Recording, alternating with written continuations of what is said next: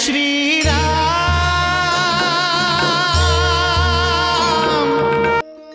लंकेश, स्वामी, लंकेश, स्वामी कहाँ बानी रवा? महारानी मंदोदरी, रउआ हमरा के ढूंढ रहल बानी?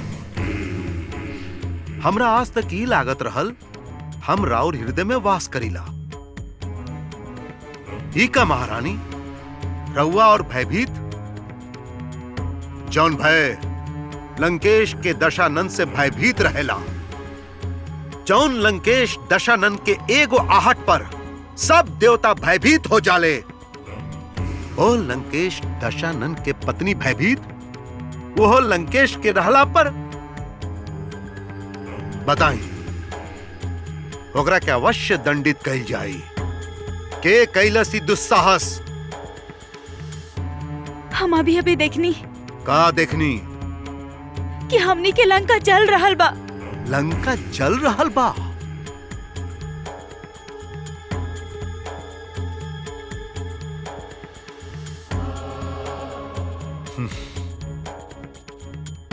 रउआ भ्रम भइल बा महारानी।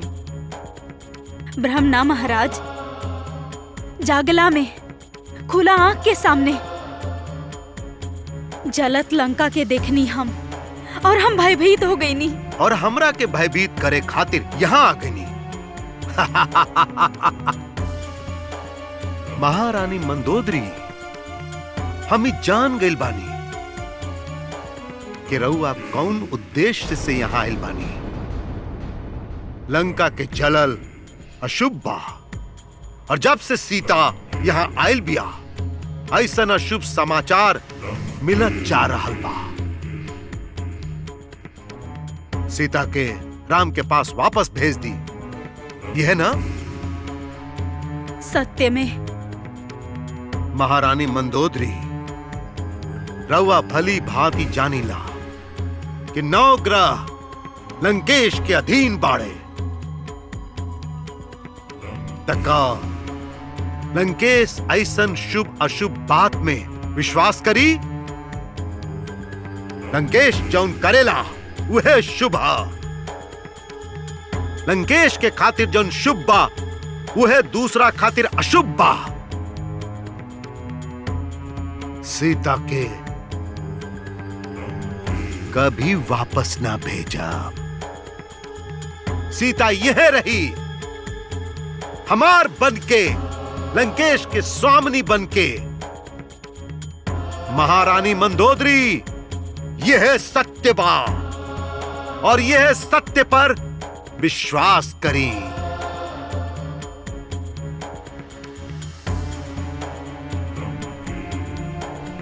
लंकेश, लंका जल रहल बा?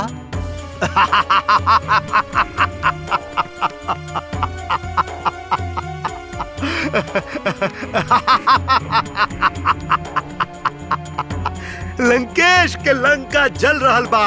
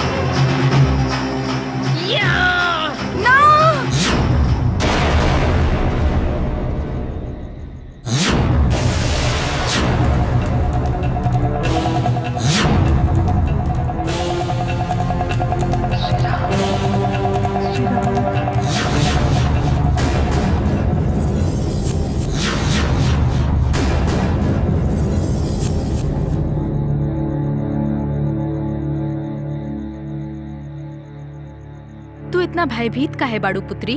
मत रिचटा, हमरा बड़ा भयानक भयानक दृश्य दिखाई दे रहल बा।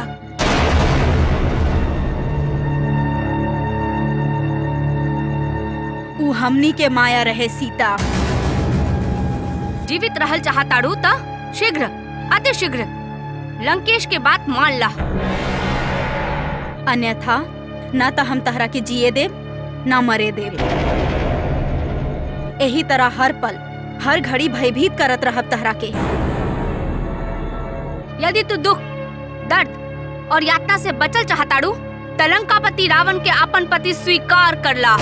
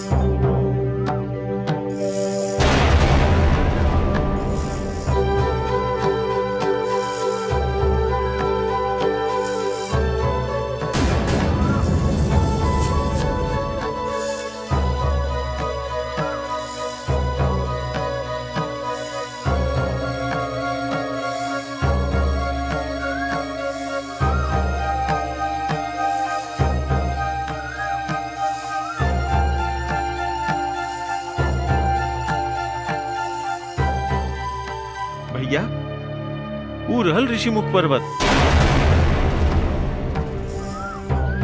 हमनी के पर्वत के चोटी तक पहुंचे के बाद लक्ष्मण, ओकरा खातिर हमनी के मार्ग ढूंढे के होगी। पहले पर्वत के चोटी तक पहुंचे के मार्ग मिल जाए भैया, ओकरा बाद हमनी वानर राज सुग्रीव तक पहुंचिए जाए।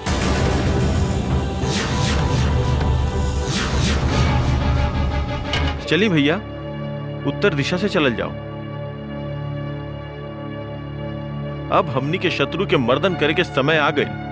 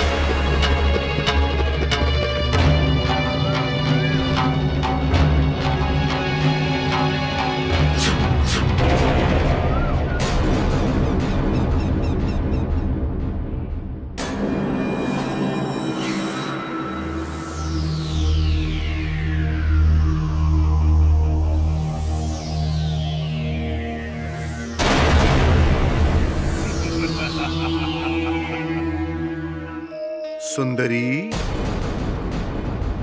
हम शूर्पणखा के आदेश दे देले बानी, वो अब अशोक वाटिका में कबो पाँव ना रखी।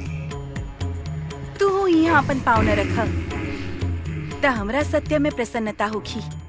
तहार प्रसन्नता खातिर ही तारा सामने खड़ा बानी। जब जब हमरा तहार आवे के आहट होखेला तब तब हमरा आश्चर्य होखेला कि भगवान हमरा के बहिर काहे ना बना देले। सुंदरी, शूर्पणखा जे भी तहारा अपमान कैले बिया, ओकरा खातिर हम क्षमा याचना करतानी। तहार याचना के कारण ही आज हम यहाँ विपदा में फसल बानी। दुष्ट, तहार साधु वेश के याचना के पीछे छिपल तहार असली रूप देख लेती ता अपन भाई समान देवर जी पर अविश्वास ना करती। तहार याचना स्वीकार करके तहरा के भिक्षा देवे खातिर हम लक्ष्मण रेखा पार न कैले होती तो आज हम अपन पति प्रभु श्री राम के साथे होती। परंतु अब और ना, अब हम तहार याचना पर क्षमा के भिक्षा भी ना देव।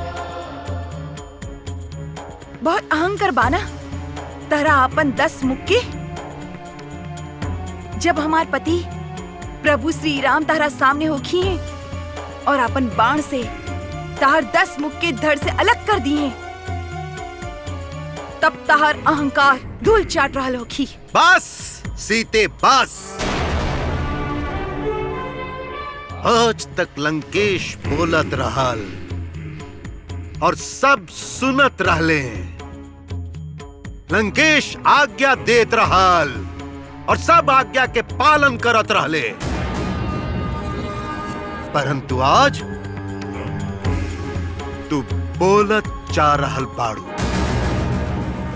और लंकेश सुनत जा रहल बा। वाह सीते वाह, तहारी साहसी हमरा के तहरा तरफ अधिकाधिक आकृष्ट करेला। तू जब जब हमारा पान करेलू तब तब तहरा के आपन बनावे के इच्छा हमार मन में और प्रबल होत जाला। तहार आवेश ही हमरा के मोहित करेला सीते। आज तक लंकेश के विरोध जे भी कैलस, लंकेश ओकरा के माटी में मिला देलस। लंकेश के बराबरी केहू नहीं के कर सकत। लंकेश अजय हा, अमर हा। लंकेश ऋषि पुत्र हा, ज्ञानी हा, विद्वान हा, संगीतज्ञ हा, महादेव के भक्त हा और सुंदरी के पुजारी हा। यही से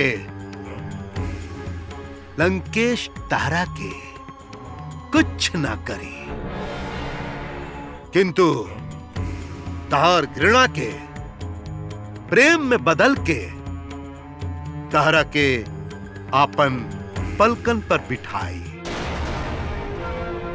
ए त्रिभुवन पर राज करी तारा साथे। दुष्ट पापी, हमार पति के धनुष के एगो टंकार ही तहर बल सामर्थ्य पूर्ण पराक्रम के गर्दन झुका दी ही। अपना आप के अमर समझे वाला अनाचारी, हमार पति के हाथे तहार मृत्यु अटल बा।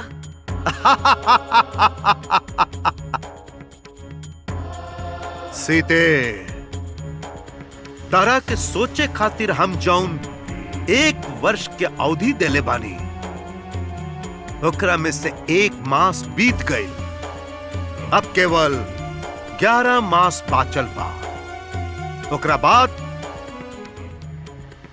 तहार हमार होखल, लंका के स्वामिनी होखल, त्रिभुवन सुंदरी के साथे साथे त्रिभुवन के महारानी होखल अटल बा।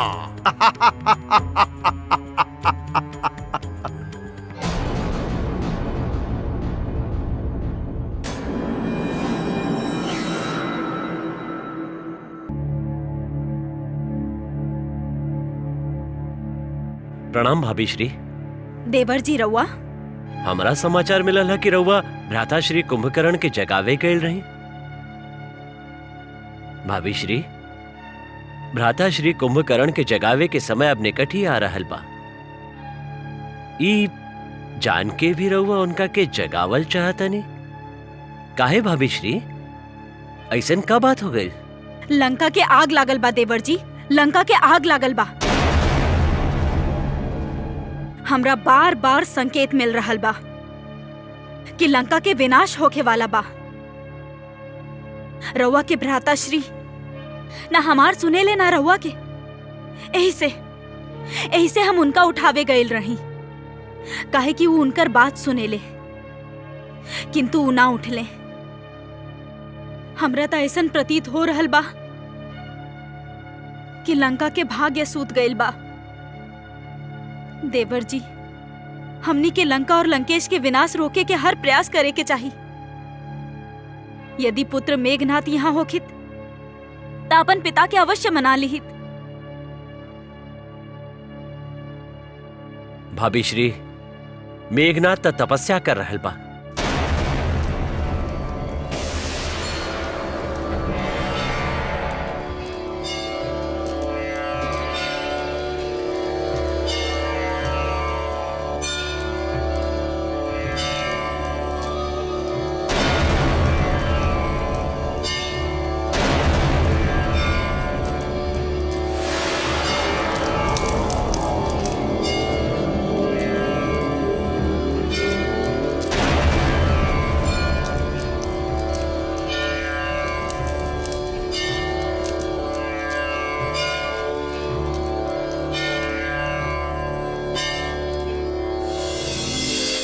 मेघनाथ,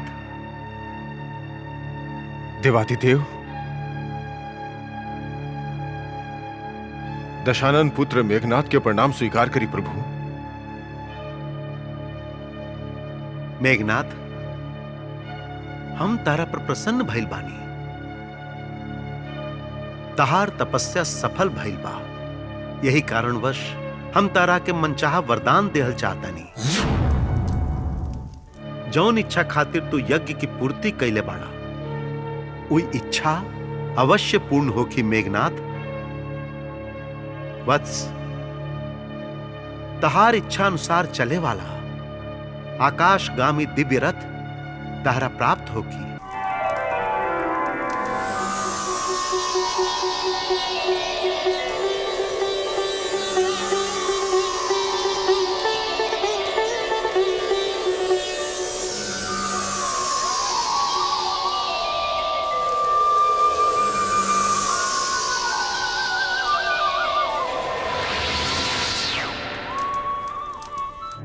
मेघनाथ, तामसी नाम के माया उत्पन्न होखी, जेकरा द्वारा तू अंधकार के निर्माण भी कर सकबा।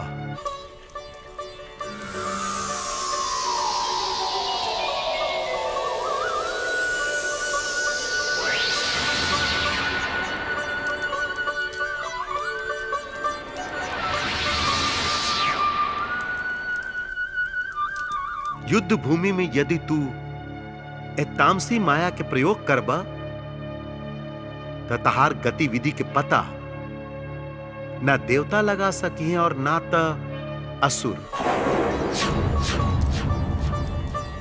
मेघनाथ, तहार इच्छा अनुसार अक्षय तरकश, अटूट धनुष और शत्रु सबके विध्वंस करे वाला दिव्य अस्त्र प्राप्त होगी।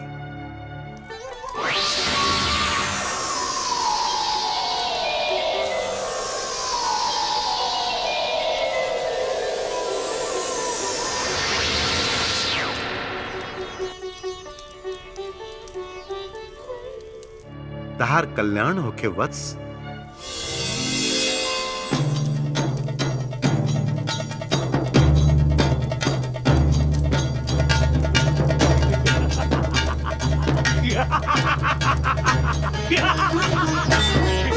जय श्री राम।